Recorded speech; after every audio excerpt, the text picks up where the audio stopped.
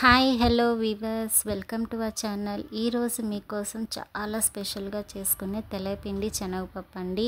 మరి సంవత్సరానికి ఒక్కసారైనా ఈ కూర తినాలని పెద్దలు అంటూ ఉంటారు. మరి అలాగే ఆషాఢంలో కూడా స్పెషల్గా చేసుకుని తినే కూర అండి. మరి ఇంత స్పెషల్గా ఉండే కూరని ఈరోజు చూసేద్దాము. మరి వీడియోలోకి వెళ్ళే ముందు నా ఛానల్ని సబ్స్క్రైబ్ చేసుకోవడం మర్చిపోద్దు.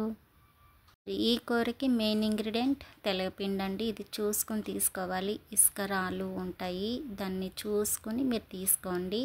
ఇప్పుడు మనం ఇలాంటి గిన్నె తీసుకోవాలి. సిల్వర్ లాంటిదైనా లేదా కడాయి లాంటిదైనా. నాన్ స్టిక్ మాత్రం తీసుకోవద్దు. ఈ మధ్యన అందరికీ నాన్ స్టిక్ అలవాటు అయిపోయింది. ఇందులో వాటర్ వేసుకొని నానబెట్టిన శనగపప్పు కొంచెం వేసుకోండి, అంటే ఒక హాఫ్ కప్ వేసుకుంటే సరిపోతుంది. దీన్ని బాగా ఉడకనివ్వాలి, అంటే 50% ఉడుకుపోవాలండి.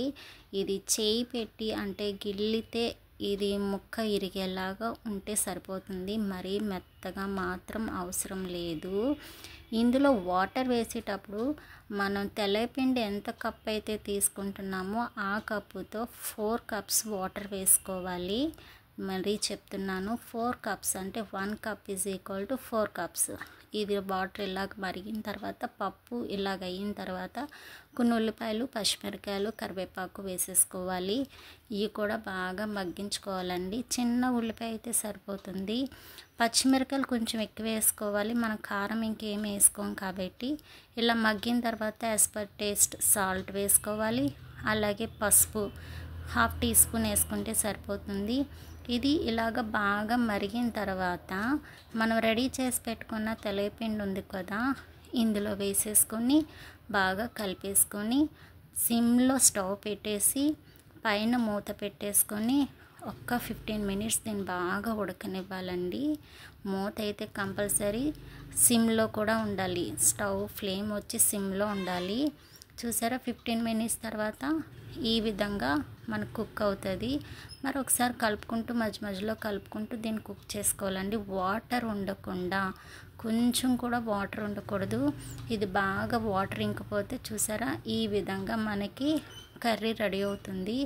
కొంచెం కూడా వాటర్ లేకుండా పొడి పొడిలాడుతుంది కదా, ఈ విధంగా ఉండాలి. ఇప్పుడు దీన్ని తీసి మనం పక్కన పెట్టుకొని దీన్ని పోపు వేసుకోవాలి.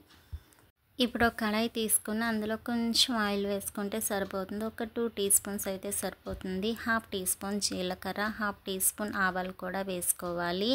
అలాగే వెల్లుల్లి రొబ్బలు 5-6 వేసుకోండి, చితక్కొట్టుకొని వేసుకోవాలి. ఎండుమిర్చి అలాగే కరివేపాకు మస్ట్ అండ్ షుడ్గా వేసుకోవాలి. ఇందులో మనం కారం వేసుకోం కాబట్టి ఎండుమిరపకాయలు, పచ్చిమిరపకాయలతోనే ఆ కారాన్ని అడ్జస్ట్ చేసుకోవాలండి. ఈ పోపుని బాగా వేయించుకున్న తర్వాత మనం రెడీ చేసి పెట్టుకున్న తెల్లపిండి ఉంది చూసారా, ఆ తెల్లపిండిని ఇప్పుడు ఇందులో వేసేసుకొని బాగా కలిపి పెట్టేసుకోవాలండి. ఇది మీడియం ఫ్లేమ్లో పెట్టుకొని ఒక్క 2 నిమిషాల్లో బాగా కలిసేలాగా ఫ్రై చేసుకుంటే సరిపోతుంది. మరి పెద్దలు చెప్పినట్టుగా సంవత్సరానికి ఒక్కసారైనా తినాలి అని చెప్పిన ఈ కూర అలాగే ఆషాఢంలో స్పెషల్గా చేసి పెడతారండి. మరి కొత్త అల్లుడు ఇంటికి వస్తే మాత్రం ఈ కూర స్పెషల్గా వేసి పెట్టవలసిందే. మరి చూసారు కదా, ఎంతో సింపుల్గా చేసుకుని ఎంతో టేస్టీ, ఎంతో స్పెషల్గా చేసుకునే కూర రెడీ అయిపోయింది. మరి ఇంకెందుకు, మీరు కూడా ట్రై చేయండి. ఎలా వచ్చిందో చెప్పండి. మరి ఈ ఆషాఢానికి మీ ఇంట్లో మీరు కూడా స్పెషల్గా చేసుకోండి. మరి వెళ్ళే ముందు సబ్స్క్రైబ్ చేసుకోవడం మర్చిపోవద్దు. అలాగే please like, share, comment. Thank you for watching.